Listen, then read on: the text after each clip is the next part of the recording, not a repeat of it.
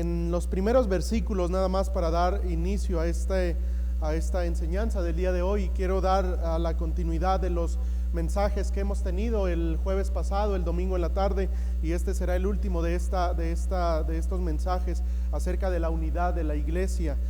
Cabe mencionar que antes de iniciar con la lectura en la Biblia, quiero leerles yo otro pasaje donde dice la palabra de Dios que en Efesios 4: yo pues preso en el Señor os ruego que andéis como es digno de la vocación con que fuiste llamados, con toda humildad y mansedumbre, soportándoos con paciencia los unos a los otros en amor, solícitos en guardar la unidad del Espíritu.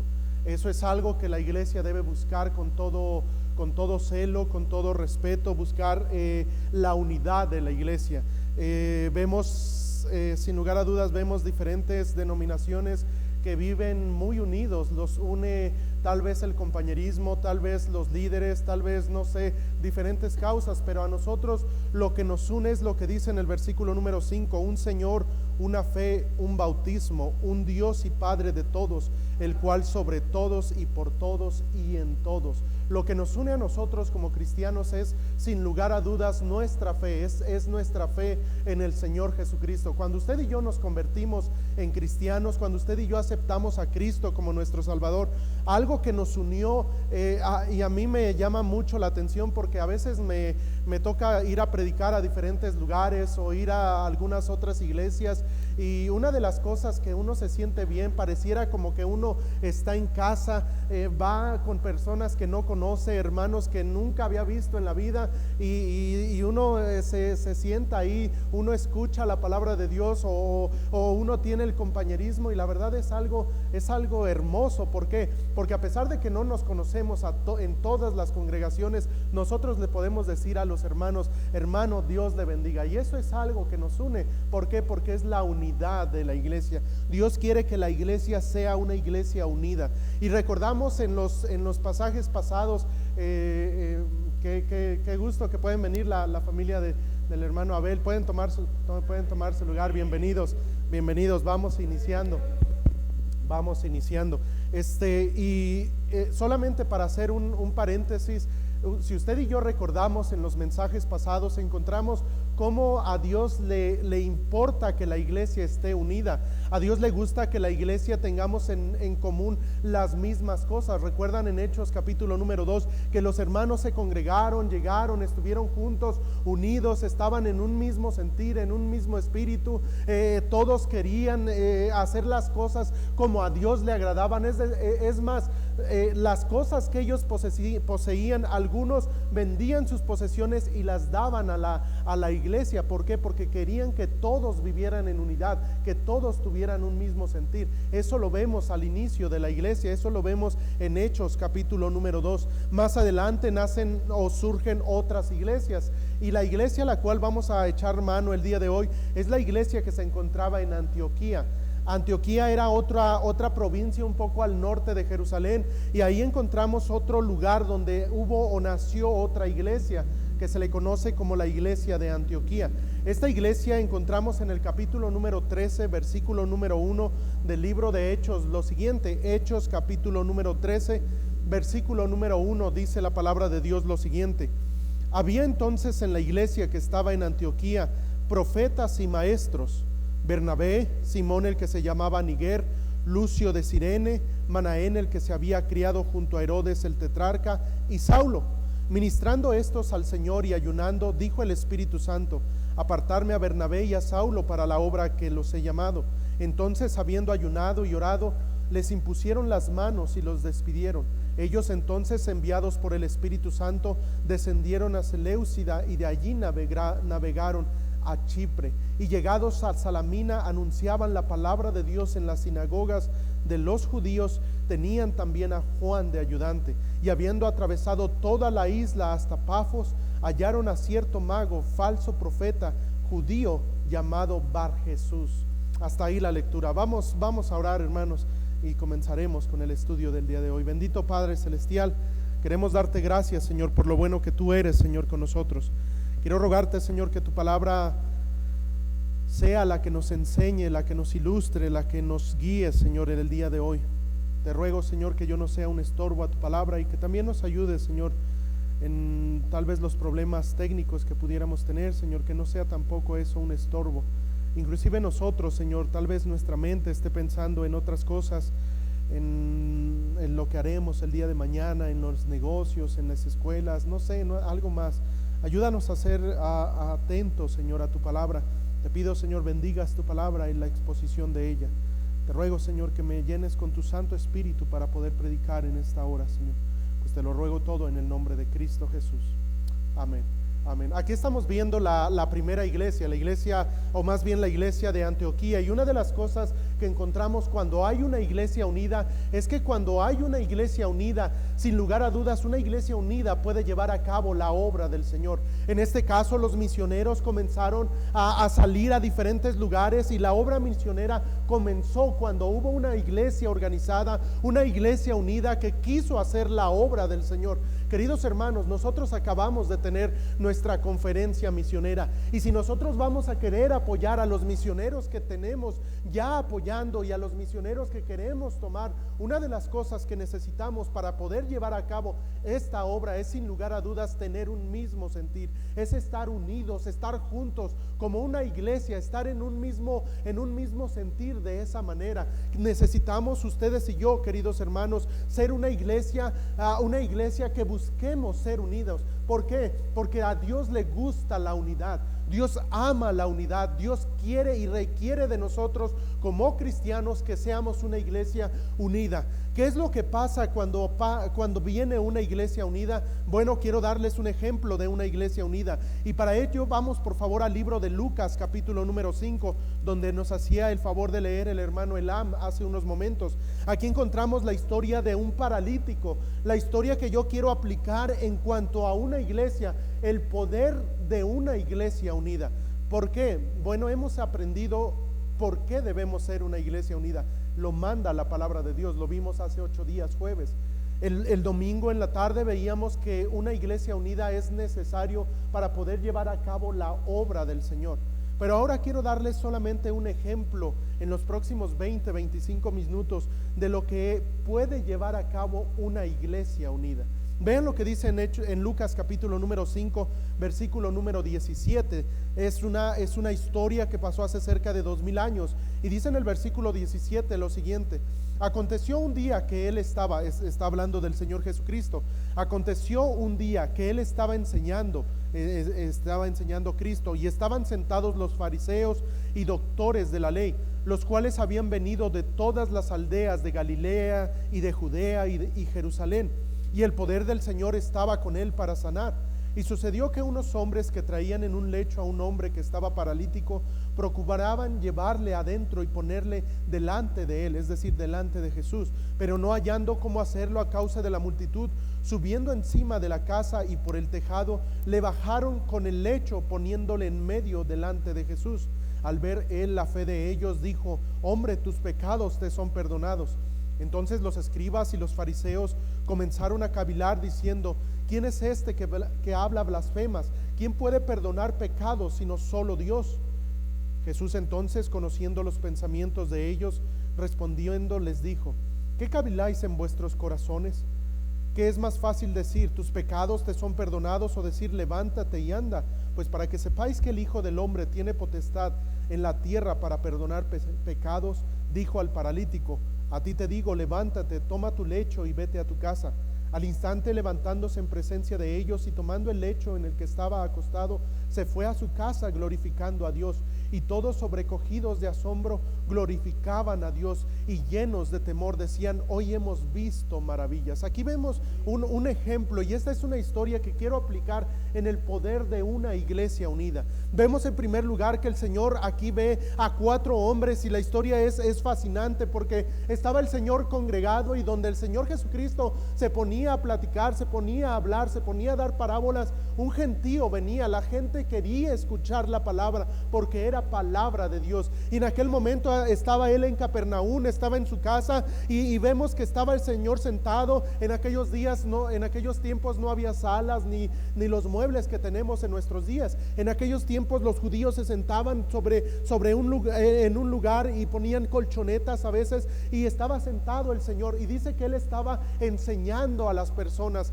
y todas las personas querían escuchar la palabra de Dios. Había tanta gente en ese lugar donde el Señor estaba, que estaba lleno todo, y aún afuera se estaban asomando las personas. No era una casa muy pequeña, tampoco era una casa muy grande, pero lo que sí la palabra de Dios nos dice es que había un gentío, una muchedumbre, muchísimas personas. Entre ellas había unos, dice en el versículo 17, estaban sentados los fariseos y doctores de la ley. ¿Quiénes eran los fariseos? Bueno, los fariseos eran parte de una secta muy común en aquellos tiempos. Los fariseos, ellos buscaban hacer la ley de Dios, pero la hacían solamente para agradarse a ellos mismos. Lo hacían solamente por poner mandamientos a los hombres. Era una secta grande en aquellos tiempos. Los doctores de la ley, por su parte, también eran aquellos que conocían, aquellos que escribían o transcribían la Biblia. En aquellos tiempos no había una imprenta donde, a ver, sácame una copia de Lucas. No había nada de eso, sino que había personas que se dedicaban a escribir toda la palabra de Dios. A ellos se les conocía como los doctores de la ley. De hecho, también se les conoce a ellos como los escribas. Los escribas eran los doctores de la ley que tenían que estar escribiendo letra por letra la ley de Dios, y muchos de ellos la conocían, la conocían de pasta a pasta, la conocían toda en su totalidad, conocían las escrituras. Y era algo interesante, era algo importante. ¿Saben por qué? Porque al conocer ellos las escrituras, ellos sabían que nadie podía perdonar pecados sino solamente Dios.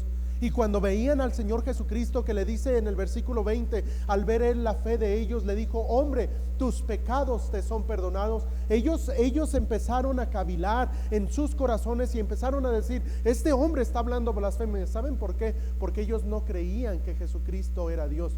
El Señor Jesucristo, para demostrar su deidad, aquí encontramos dos aspectos de la deidad de Cristo, es decir, que dos aspectos en los cuales encontramos que Jesucristo no tan solamente es un profeta, sino que Jesucristo es Dios. Uno de ellos es porque Jesús conocía los pensamientos de ellos. Vean lo que dice en el versículo 21. Entonces los escribas y los fariseos comenzaron a cavilar diciendo: ¿quién es este que habla blasfemias? ¿Quién puede perdonar pecados sino solo Dios? Entonces vean el 22. Jesús entonces, conociendo los pensamientos de ellos, respondiendo les dijo. ¿Cómo podía Jesús conocer los pensamientos de alguien más? Bueno, a eso se le conoce como la omnisciencia. Ese es un atributo que solamente Dios puede tener, nadie más lo puede tener. Yo no conozco los pensamientos de ustedes. A lo mejor yo los puedo ver, y a lo mejor uno que otro lo veo atento, pero a lo mejor el que veo yo más atento es el que está pensando en otras cosas. No lo sé, porque yo no conozco los pensamientos. Los pensamientos se pueden ir hasta la otra parte del mundo, se pueden ir a la escuela, se pueden ir al trabajo, se pueden ir en una canción, en una película, estar en un lugar, pero los pensamientos vuelan y nadie más puede conocer los pensamientos sino solamente Dios. Y aquí encontramos un aspecto de la deidad de Cristo. ¿Cómo sabemos que Cristo es Dios? Bueno, porque Él es omnisciente, Él conoce los pensamientos, Él conoce sus pensamientos, querido hermano, querida persona que nos visita. Cuando usted tiene una carga, cuando usted tiene alguna dificultad, cuando usted no tiene la economía suficiente para poder darle de comer a su familia, ¿saben quién conoce todo eso? Dios lo conoce, y Dios conoce los pensamientos. Y Dios, dice la palabra de Dios, o dice en este pasaje también, que otro de los aspectos de la deidad de Cristo es que el único que puede perdonar pecados es Dios, nadie más. Si usted viene y me dice: pastor, vengo para que usted me eche agua bendita y me perdone mis pecados, ¿sabe qué? Tal cosa yo no puedo hacer, no puedo perdonar ni mis pecados. Yo tengo a mi bebé de 1 año 9 meses. No puedo perdonar sus pecados de él, porque yo soy un hombre pecador. Y dice la palabra de Dios: por cuanto todos pecaron. Es decir, que no hay un hombre justo en la tierra que haga el bien y nunca peque. Todos se desviaron, a una se hicieron inútiles. No hay quien haga lo bueno, no hay ni siquiera uno. Nosotros por eso no vamos a pedirle perdón de nuestros pecados a una persona aquí en la tierra, a un pastor, a un ministro, a un sacerdote, a nadie podemos ir. ¿Por qué? Porque el único que puede perdonar pecados es Dios. Dios es el único que puede perdonar pecados. Y lo dice aquí la palabra de Dios, porque de hecho por eso estaban enojados los fariseos. Note el versículo 21. Entonces los escribas y los fariseos comenzaron a cavilar diciendo: ¿quién es este que habla blasfemias? Y después dice: ¿quién puede perdonar pecados sino solo Dios? Aquí encontramos un aspecto importante. ¿Por qué? Porque el único que puede perdonar pecados es Dios. Los fariseos, los doctores de la ley, los que conocían bien la escritura, ellos dijeron: nadie puede perdonar pecados, solamente Dios.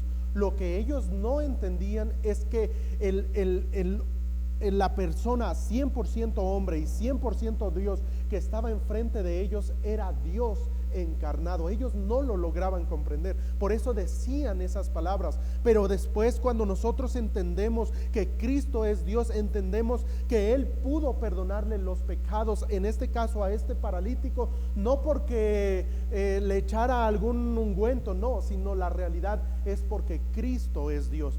Cristo es Dios, queridos hermanos. Si usted quiere el perdón de sus pecados, si usted quiere el perdón de su vida, de los pecados que usted tiene en su vida, ¿sabe qué? No recurra a un pastor, no recurra a una iglesia. Quien puede perdonar los pecados solamente es Cristo Jesús. ¿Por qué? La razón es sencilla, déjeme explicarle, déjeme ir un poco, ahondar un poco en esto. La razón es porque Cristo, la Biblia dice que la paga del pecado es la muerte. Yo al mentir merezco esa paga del pecado, es decir, merezco yo el infierno. Pero cuando Cristo vino a la tierra hace cerca de 2000 años, Él dio su vida. ¿Para qué? Para que al morir Cristo en la cruz del Calvario, Él pudiera perdonarme de mis pecados. Por eso es el único. La Biblia dice: y no hay otro nombre bajo el cielo en el cual podamos ser salvos, porque hay un solo Dios y un solo mediador entre ese Dios y nosotros, y Él es Jesucristo, hombre. Por eso él es el único que puede perdonar pecados. Y aquí encontramos que estas personas estaban cavilando y diciendo: no, ¿a poco así de sencillo? Nada más voy a creer en Jesús y ya voy a ser salvo. Bueno, la palabra de Dios dice que nosotros debemos confesar a Jesucristo, y entonces el que cree en mí, Jesucristo dijo, el que cree en mí, aunque esté muerto, vivirá. El que cree en mí, de su interior correrán ríos de agua viva. ¿Sabe por qué? Porque Cristo es la fuente de la salvación. Usted viene después de mí, viene después del servicio a mí y me dice: pastor, a mí me gustaría ir al cielo, me gustaría ser salvo. Yo le diría: ¿sabe qué? El único que puede salvarlo es Cristo. Él mismo lo dijo: yo soy el camino y la verdad y la vida, y nadie viene al Padre si no es por mí. Así es de que si hay alguien aquí entre nosotros que aún no sepa dónde irá su alma cuando llegase a morir, la respuesta no es la iglesia bautista, sino es Cristo. ¿Por qué? Porque Cristo es quien pagó en la cruz del Calvario. Y aquí en la iglesia bautista predicamos a Cristo. Una diferencia entre una secta y una religión es que una secta te va a decir: ¿sabes qué? La única manera en la que puedes ser salvo es a través de nosotros, y no hay otro camino, y fuera de nosotros no hay nada más. Esa es una secta. Una religión es alguien que reconoce que a través de la religión no puede ser salvo, pero a través de Cristo sí puede ser salvo. Esa es la diferencia. Pero aquí encontramos entonces, continuando con esta historia, vemos que estaban estos hombres y vieron, imagínense, tratemos de imaginarlo juntos. Estaba el gentío y veían, estaba este hombre paralítico postrado en un lecho. No sé si ustedes han visto las camillas que luego con las que van a recoger a los jugadores de fútbol cuando a uno se lesiona, y lo agarran en una camilla y van uno de un lado, otro de otro y otro y otro, y son 4. Así estaba en un lecho semejante a eso, y estaba este paralítico y le dice a los hombres: llévenme allá con Jesús. Y estos hombres no dijeron: no, pues hay un montón de gente, ¿sabes qué? No vas a poder ni siquiera entrar, hay muchísima gente, no, ni siquiera vamos a poder. ¿Cómo crees que vamos a entrar? Ellos no dijeron eso. Lo que ellos hicieron es que ellos tomaron el lecho, empezaron a caminar, vieron que ya no podían entrar, dijeron: ¿cómo vamos a entrar?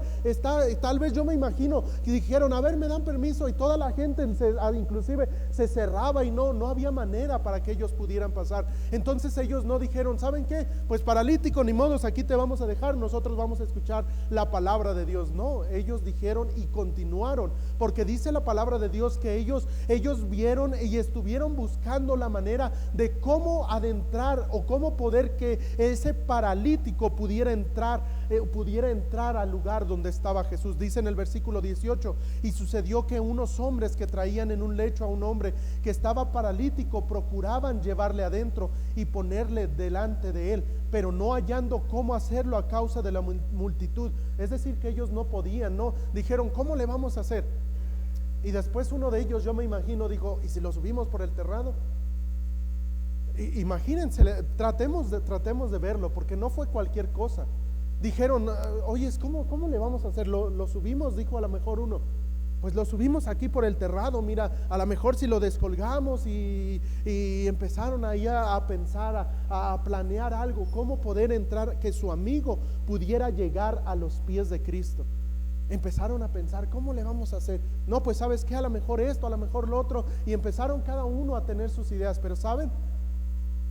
Lo interesante de esta historia, que suben estos hombres en las casas de los judíos regularmente eran cuadradas, y había un patio exterior donde ahí se reunía la gente que no podía entrar, pero en un costado estaban unas escaleras. Yo creo que por ahí entraron estas personas, subieron al techo, pero no obstante, ellos no les importó muchas de las cosas que podían haber pasado, lo que pensaran los fariseos, lo que pensaran los doctores de la ley. Ellos llegaron al techo, y dice la palabra de Dios, siguiendo ahí el versículo 19, subiendo encima de la casa y por el tejado le bajaron con el lecho, poniéndole en medio delante de Jesús. Qué increíble. Porque no sé, yo me imagino, bueno, tal vez por mí, pero si me hubieran dicho, a ver, ¿cómo le vamos a hacer? No, pues es que no se puede. No, es que ¿cómo vamos a entrar si hay mucha gente? A ver, denme permiso, por favor. Y nadie quiere hacerse a un lado ni nada. Todos querían escuchar la palabra de Dios. Y muchos de nosotros probablemente le hubiéramos dicho al paralítico, no, pues ni modo, pues aquí vas a escuchar. Pero estos hombres no se quedaron así, sino que dice que llegaron al techo, empezaron a hacer un hoyo en el techo, y dice que por allí, ahora imagínense, para bajar un paralítico, si para bajar una persona en lazos, en un lecho, es difícil, ahora imagínense un paralítico. Está el gentío, el maestro está enseñando, están los fariseos, los doctores de la ley, gente importante, y a estos no les importó nada.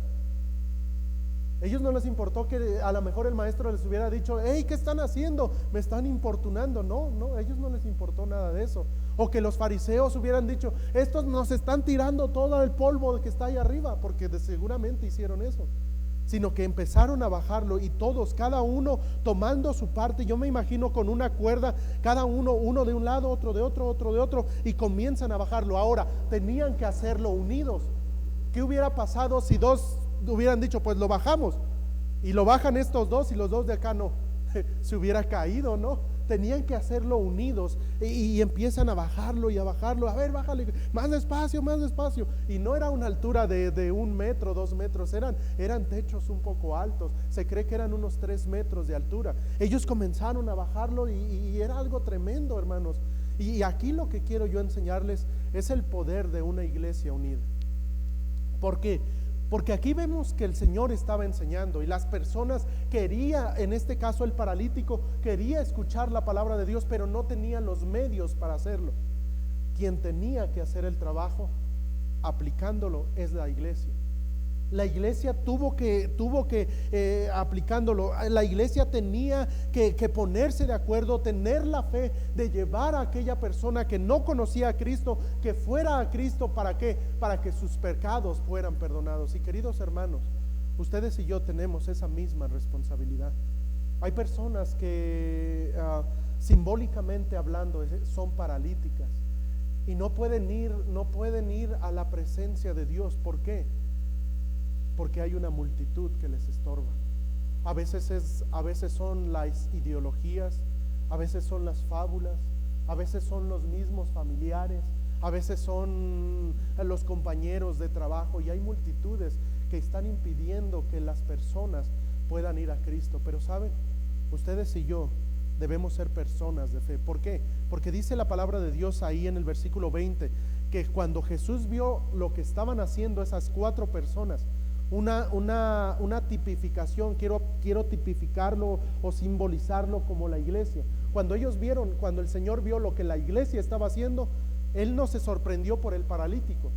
Vean, el Señor Jesucristo dice en el versículo 20, al ver Él, está hablando de Jesucristo, la fe de ellos. Él no vio los lazos, Él no vio nada, él lo que vio, el Señor Jesucristo lo que vio es la fe de ellos. Queridos hermanos, la Biblia dice que sin fe es imposible agradar a Dios. La iglesia debemos ser unida, pero debemos tener, y una de las cosas que tenemos en común es nuestra fe. ¿Se acuerda lo que dice en Efesios 4? Un Señor y una fe después dice. Esa misma fe es la que nos hace hacer las cosas por Dios. Por eso es que ustedes y yo apoyamos misioneros. Por eso es que ustedes y yo como iglesia, cuando viene un pastor a predicar, le damos una ofrenda de amor. ¿Por qué? Porque queremos contribuir en la obra de Dios. Queremos que Dios logre ver nuestra fe. ¿Por qué? Porque no lo hacemos para agradar a las personas, sino lo hacemos para agradar a nuestro Dios. Una iglesia unidos, querido hermano, es una iglesia que puede hacer grandes cosas por Dios. Imagínense, una iglesia unida será una iglesia unida en compasión. ¿Por qué? Porque ellos vieron la necesidad de este hombre. Ellos vieron la necesidad de este paralítico, vieron que Jesús podía sanarlo, y ellos dijeron, ¿sabes qué? Jesús te puede sanar, te vamos a llevar allá. Y a pesar del trabajo que sin lugar a dudas iba a llevarse a cabo, ellos lo hicieron. Pero la pregunta será para la Iglesia Bautista de Gracia: hay muchas personas que necesitan a Cristo. La pregunta sería si nosotros estamos dispuestos, a pesar de las críticas, a pesar de que se pudieran burlar los fariseos y doctores de la ley, pudiéramos nosotros llevar a cabo la obra de Dios. ¿Saben? Una iglesia unida puede alcanzar mucho más que una iglesia que no está unida.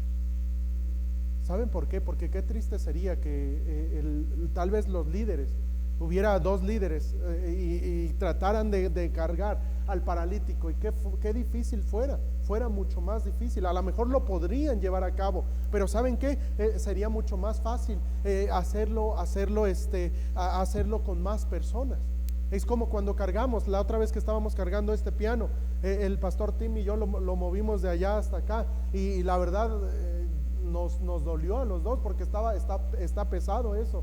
Pero cuando nosotros lo bajamos como 8 personas, y bien fácil, no, pues está ligero.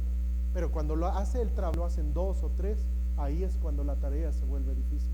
Por eso, queridos hermanos, la visión de la iglesia la debemos tener todos en común.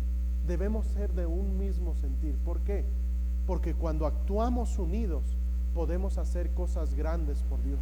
Y cuando la iglesia está unida, o la familia está unida, ¿por qué? Porque hay desafortunadamente familias que llegan a un momento en el cual se rompen, hay ruptura entre los miembros, hay ruptura entre el matrimonio, hay ruptura entre los hijos, hay ruptura entre el yerno y los suegros, todo eso hay ruptura. ¿Y saben qué? Eso Dios no bendice. Lo que Dios bendice es la unidad. Qué importante es que nosotros como familia seamos unidos, y nosotros como iglesia seamos unidos. ¿Por qué? Porque entonces podemos hacer grandes cosas por Dios. Imagínense una familia unida en la iglesia unida, qué cosas tremendas se verían. Así es de que, hermano, yo solamente quiero animarlo para que la iglesia podamos seguir caminando, pero en un mismo sentir, en un mismo caminar, en un mismo pensamiento, en una misma unidad, con un mismo sentir. ¿De qué? En un sentir de compasión, un sentir de visión por las almas perdidas. ¿Por qué? Porque vivimos en tiempos cada vez más difíciles. Así es de que, hermanos, una de las cosas que debemos buscar como iglesia es la unidad. Si usted algún día no sé, escucha algo malo de algún miembro, ¿sabe qué? Antes de que de que empiece usted a decir, no, es que fulanito de tal, quién sabe cómo es y quién sabe, usted vaya y hable con el hermano. Eso es bíblico. ¿Por qué? Porque el enemigo, una de las cosas que intenta hacer es desunir a las familias, desunir a la iglesia. Pero lo importante y lo que hemos aprendido en esta noche es que una iglesia unida puede hacer grandes cosas por Dios. Que Dios nos ayude como iglesia a ser cada día más unidos, tener la misma visión, tener lo que estos hombres hicieron, llevarlo a cabo, y que el Señor, que Cristo, cuando nos vea, no diga, es que esta iglesia, quién sabe, no, sino que diga, y diga como en este pasaje, al ver Jesús, la fe de ellos dijo. Una de las cosas que debemos buscar es que Jesús vea nuestra fe, pero que la iglesia esté unida. Que Dios bendiga su palabra y nos ayude. Vamos a orar. Bendito Padre Celestial, quiero darte gracias, Señor, por tu palabra, y aunque fue corto el mensaje, Señor, yo sé que tú, Señor, quieres que la iglesia, Señor, sea unida. Ayúdanos, Señor, a llevar a cabo, Señor, la obra que tú nos has encomendado, Señor, de predicar el evangelio, de apoyar a misioneros, de poder llevar, Señor, nuestros diezmos, de poder contribuir en la iglesia, de poder ser unidos, Señor. Un solo Dios tenemos, un solo Espíritu y una sola fe es la que tú nos has dejado, Señor. Ayúdanos a crecer cada día más, Señor, y como dijeron los apóstoles en aquel tiempo, Señor, aumentanos nuestra fe. Padre, ayúdanos a pesar de las circunstancias, a pesar de los problemas, a pesar de los techos, simbólicamente hablando, de las multitudes que nos estorban para entrar a la presencia de nuestro Señor, de llevar a personas delante de Cristo. A pesar de todos esos conflictos, ayúdanos a ser personas de fe, que podamos caminar y que podamos tener esa fe, Señor, que puede trasladar montes, mover montañas, esa fe, Señor, que puede hacer grandes cosas, Señor. Ayúdanos, Señor, como iglesia, a ser una iglesia unida y a poder caminar, Señor, en la fe que tú quieres, Señor, que caminemos. Bendice, Señor, tu palabra, te lo rogamos todo en el precioso nombre de Cristo Jesús, nuestro Salvador. Amén, amén, amén.